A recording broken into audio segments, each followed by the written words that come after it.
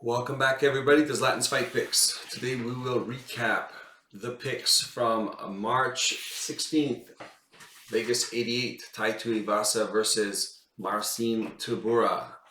Let's go over the board, see what went right, what went wrong. Let's start. The most confident pick. I always make a joke that this guy is most confident, and they're always a lot, how can I put it? They're high probability to lose. And if you ever watch the show, there was streaks where this guy always seems to lose, or girl, or woman, or whatever. Always seems to lose. And let me explain something. Somebody was criticizing this, and you know what? These are all, like, usually these three, I mean, they're interchangeable.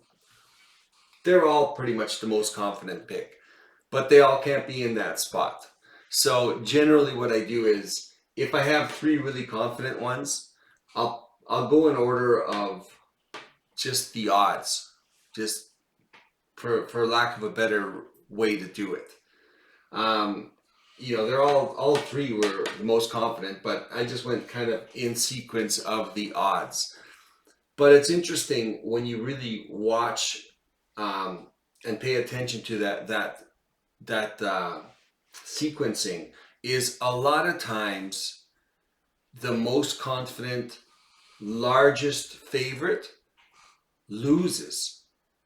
And I just noticed that just because of the way I make the board. A lot of times this spot, and I had a joke, if you watch the show, that, oh, he's the most confident, he's most likely to lose. And that's because, from just observation, a lot of times the most confident, largest underdog, there's a high percentage of loss in that one. And I don't know why that is, but I don't know. Like, is it a conspiracy theory?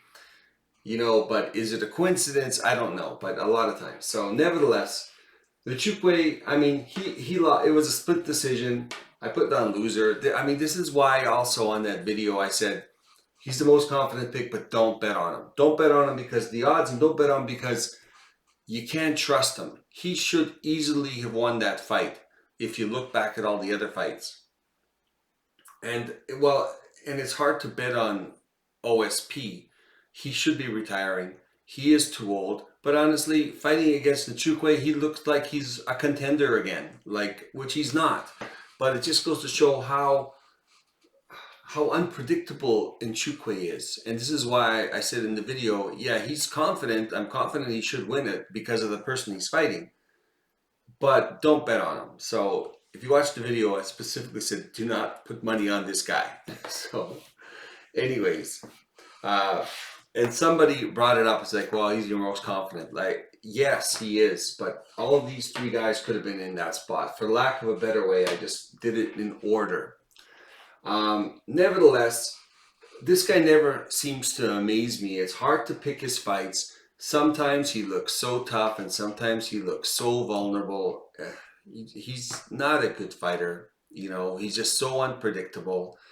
And I don't know if it's a mental issue with him or what, but yeah, I mean, it was a huge disappointment for me because honestly, I didn't have him in a parlay, but I did have him in one,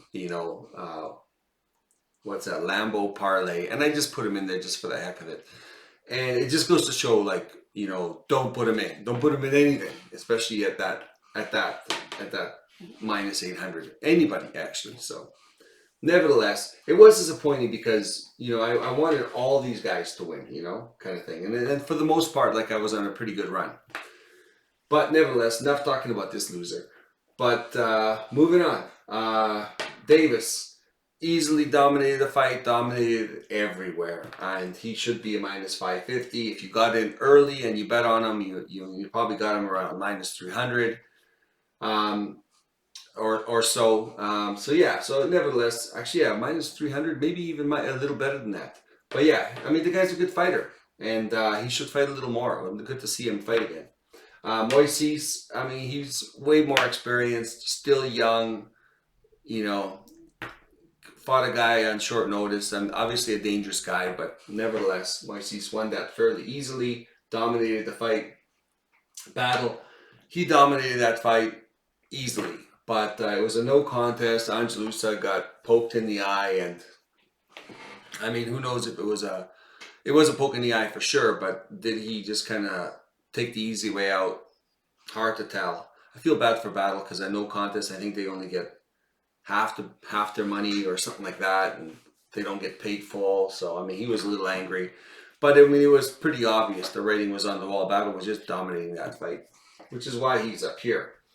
And the odds were really good on Battle. So Chase on again. Chase on.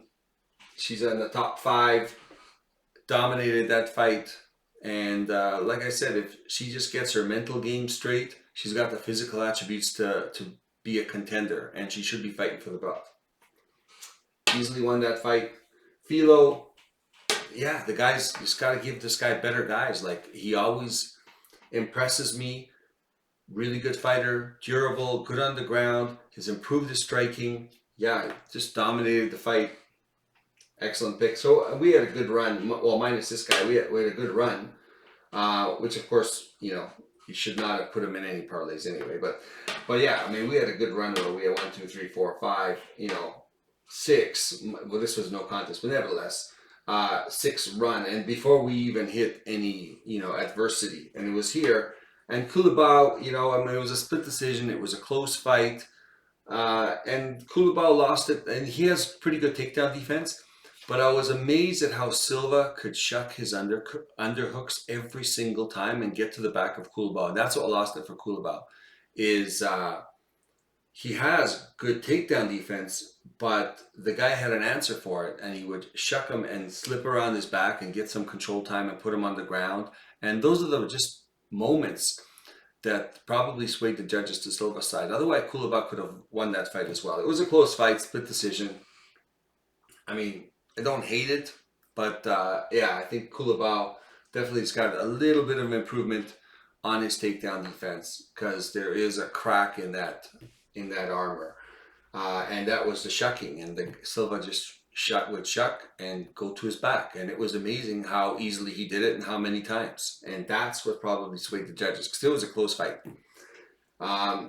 Moving on, McKenna, this is the one that was the legit mistake, I would say, where, you know, I was counting on McKenna just being durable and be able to stay out of the submissions.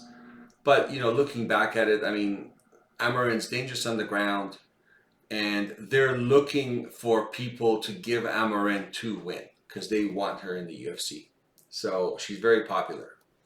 And McKenna was, metrics-wise, the shortest opponent with the smallest arms, and she's a wrestler. So, I mean, they were looking for people for Amarin to be able to style on. And literally, when McKenna went for the takedown, Amarin just wrapped herself around her, waiting to get taken down, and eventually, you know, got a submission.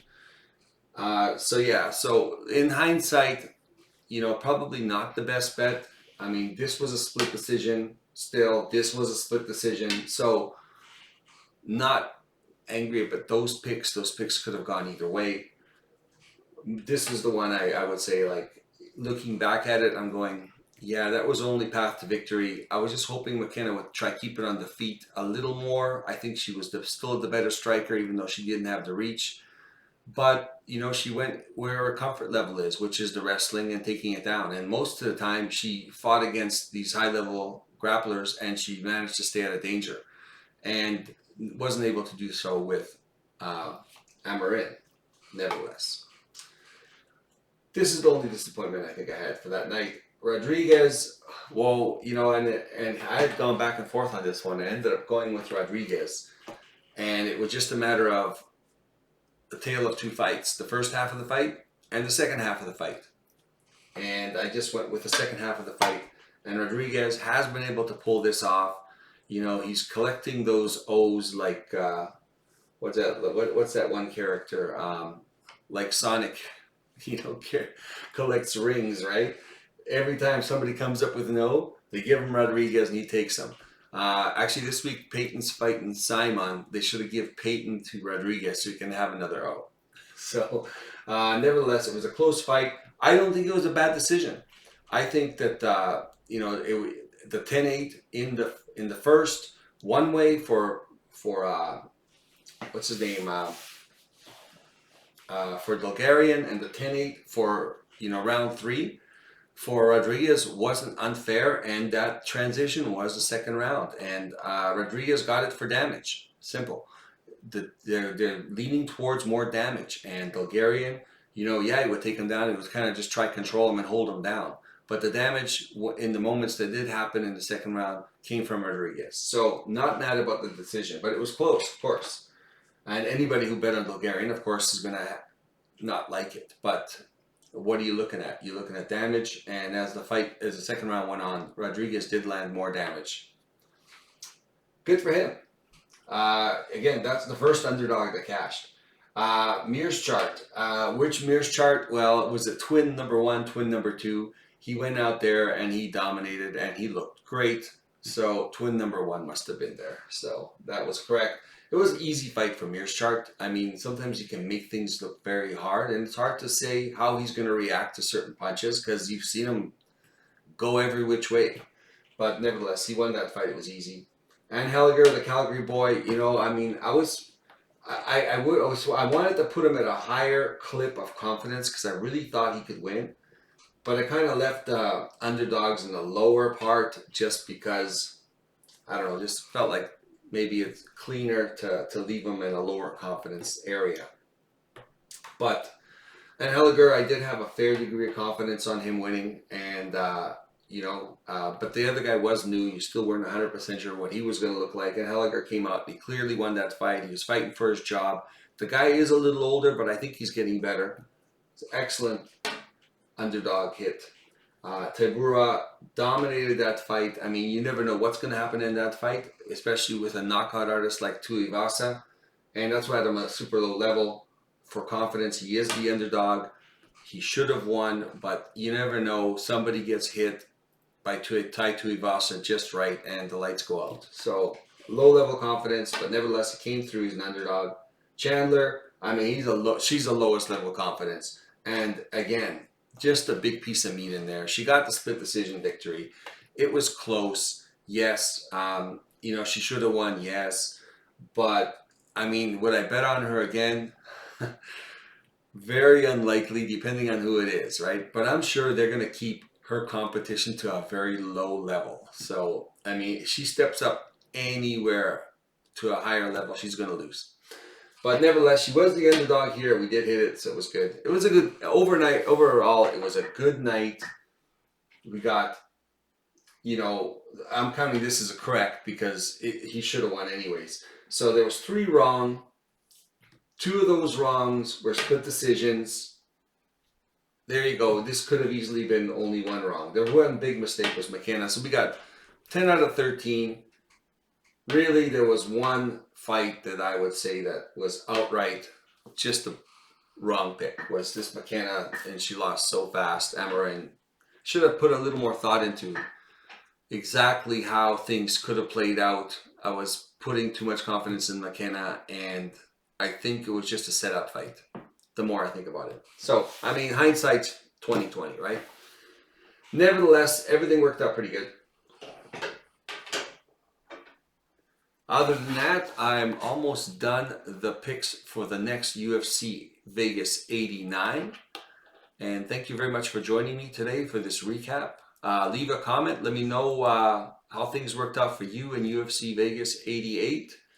And hit the like button if you like the content. Subscribe if you want to get notified the next time I put out a video for the next fights. Otherwise, have a great day, and we will see you tomorrow for the next UFC fight card prediction.